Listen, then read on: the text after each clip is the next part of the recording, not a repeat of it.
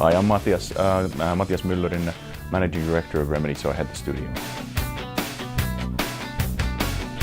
The first game that really blew me away was, I didn't believe that it was actually just a home console. I saw a game on a PlayStation 1, I think it was a Formula 1 game in 1995 or 96.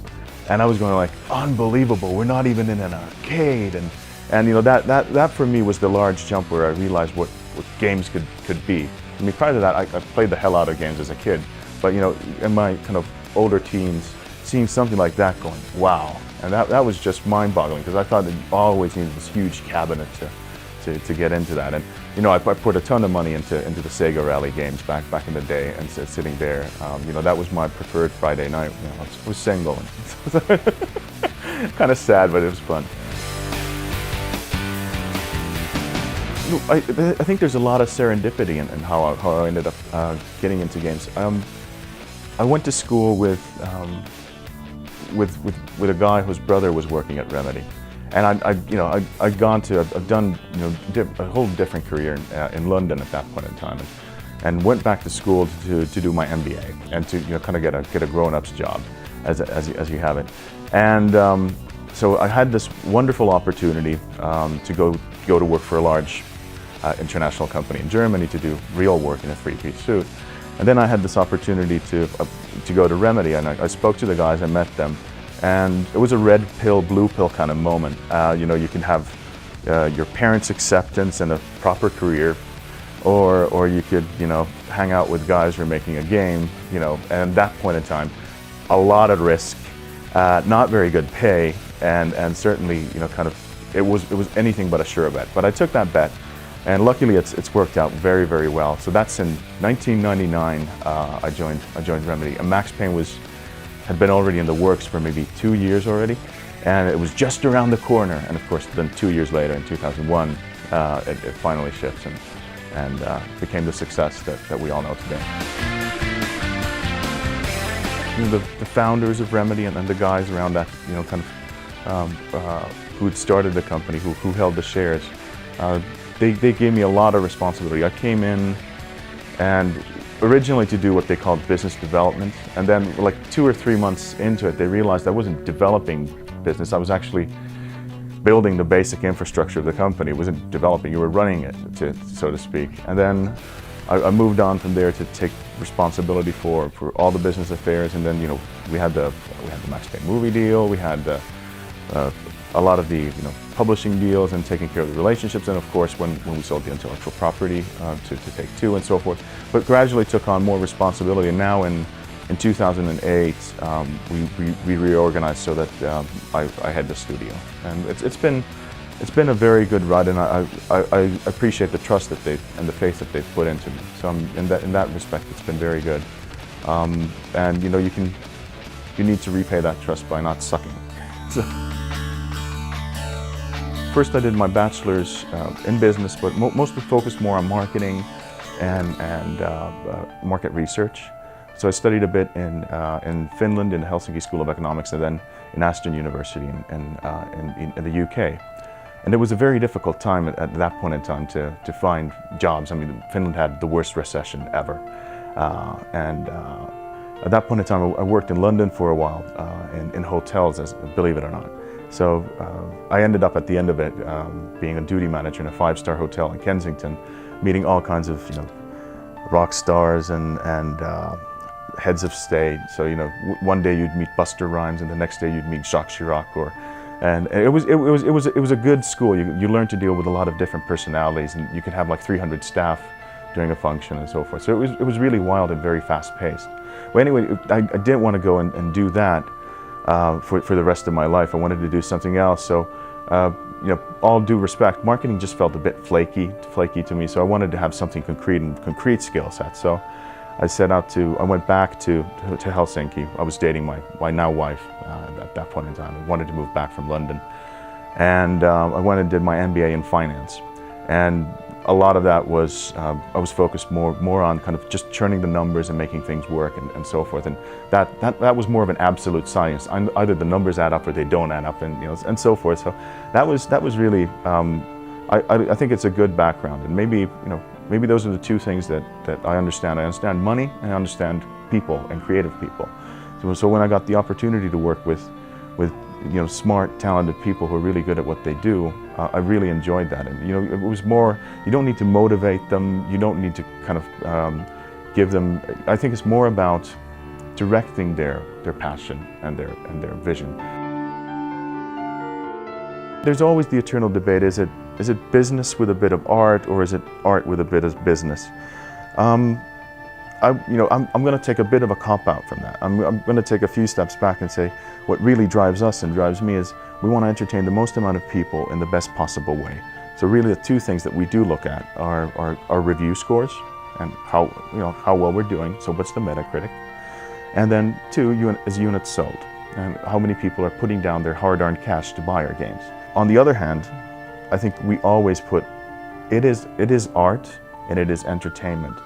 But for us to be able to continue to do these things and to be able to do new games and new franchises, we need to be making money. So in that respect, it's a business. And we need to look at it from that perspective. So I play a lot of games, but I also try to get away from games every now and then. So I don't necessarily take, my 360 does not travel with me when we take a vacation. I might take the DS for the flights and so forth, but it's a different kind of gaming. So for holidays, I try to get away. We're in Finland, right? And Finland during January and February, and I'm not doing the tourist board any favors, but January and February, around the cold and dark winter months, Helsinki's not a terribly nice place to be. So I try to get away during the winters if I can. Well, obviously this year it wasn't possible because we were just wrapping up Alan Wake. So try to get into a nice warm place with the family and just chill and enjoy good food and so forth. I do quite a bit of sports. I mean, this is it's not self-evident, but you need to have a counterbalance. You need to be able to kind of take care of yourself also physically. So working out, running, or playing squash or whatever. It's also a social activity, but it also gets you out and about. For example, right now I've been traveling for pretty much all of February. And if all you did was think about games and work on games, and that really wouldn't. I think on the longer term it's not sustainable. So I'm in it for the long haul. So I want to take care of myself as well. My favorite genre is, I'm playing vanilla on this, but I like first-person shooters, military shooters. For me, they're very different from some of the games that we create, because we're more into story and narrative, and we have our action bits. But a first-person shooter for me is something I can play for 45 minutes, zone out, and I can switch it off and then come back to it, because I'm playing more and more in fragments, as opposed to being able to binge for hours on end. So something like Modern Warfare, playing that online. Actually, I had to cancel my gold subscription now when we were shipping Alan Wake, so that I wouldn't be playing Modern Warfare 2 online all the time. I need my sleep. But I love that. I love some of the old strategy games, so I'll play even something like Panzer General 2 or something like, turn-based or stuff like that. So I think, those were really nice. Back in the day, I played a lot of Day of Defeat. I played a bit of Counter-Strike. It wasn't as good as I should have been. But I mean, those are the types of games that really were really awesome. And 1942 was revolutionary when it came out. I mean, that shut down our office for a week. And the whiteboards were used for tactics, and the guys would team up and use the kind of the phone system to communicate with each other. They were pretty good. I think we dominated Finland for about a month, until the 12-year-olds had more time to practice than we did. I wish we would be able to take a more longer-term view on the development process, because a lot of the publishers are listed companies, and listed companies by default operate with quarterly earnings, and really their kind of earnings estimates are driving a lot of things. So games need to ship during a certain quarter to meet those shareholder expectations and so forth. Whereas if they could really look at investing into these games on the longer term and not necessarily push them out to get the portfolio, this year we must ship 3 products. This year we must ship 16 products or whatever. But if they could take a longer term view on that and then do the right things for the games as opposed to managing their income statement, I think we'd see better games out there. My grandmother would read me the fairy tales from Hans Christian Andersen, as a kid, and those would the images would be vivid in my head, and I could picture like these different stories, and it was almost like having a cartoon in your head. So those stories and that kind of imagination and those memories are still there. And sometimes you look back and you hope that as you grow up you don't lose that power of imagination. I think I'd love to do something with working with social media and how that connects to business, in a non-cheesy way, but using social media to kind of provide value for both the companies and the individuals. And I think we're having stuff there that Facebook is a wonderful move, and I'm sure that somewhere in there there's awesome services that you could think of in your mind, like these little widgets that would provide value for all of us. And you play around with those ideas. I'd like to do something in that space, something that made business sense but also made people happy. So I don't know how I'd phrase that exactly, but maybe it's something to do with a startup in social media side of things. I don't know. I think being an auditor, an auditor is somebody who found accountancy too exciting. I do listen to a bit of Finnish rap music every now and then, and there's a good artist there called Asa.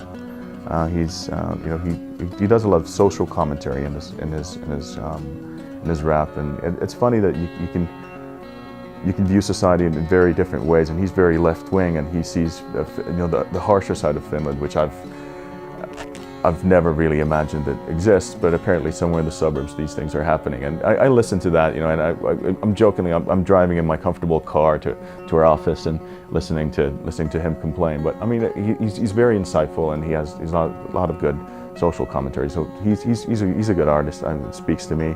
But I have to say that kind of my younger days, I was a big hard rock fan, and I've gone to all the AC/DC concerts and see Motley Crue various times and so forth. So I'd have to say, if I ever got to meet somebody, would be like, I'd like to see the now older guys of Motley Crue and see how insane they really are in person. I played in a heavy metal band called Backlash, 6 gigs into it. Perkele.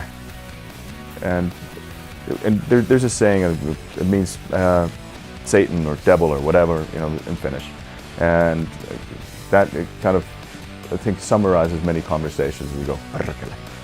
But you go on, you curse, and a lot of when you meet hardship or things aren't going exactly the way you want, it's the guys who can swear but they keep on digging that make this industry tick. It's the ones who stop shoveling and start whining that don't make this industry tick.